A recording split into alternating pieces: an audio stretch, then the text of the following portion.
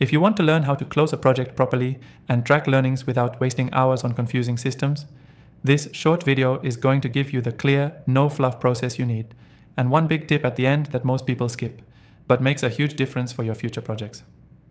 I've tested all the most popular project management and documentation tools for this, and the one I'm showing today is the simplest and fastest way to wrap things up professionally.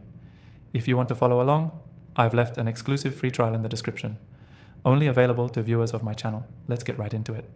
Once your project is finished, or nearly done, you need to immediately lock in the final scope. That means confirming what was delivered, what wasn't, and making sure everyone agrees.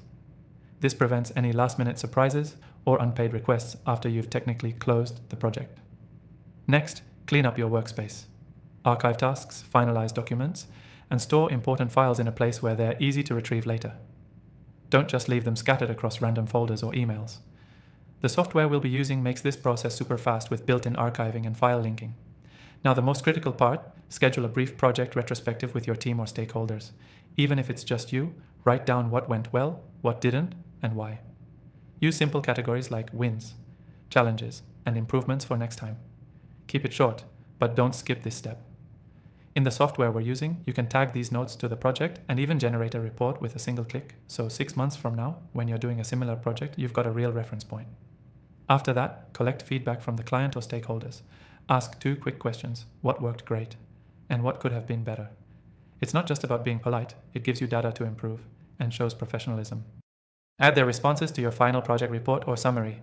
Then, close out all external access. Turn off sharing permissions, remove guest users, and make sure only the right people have access to archived data.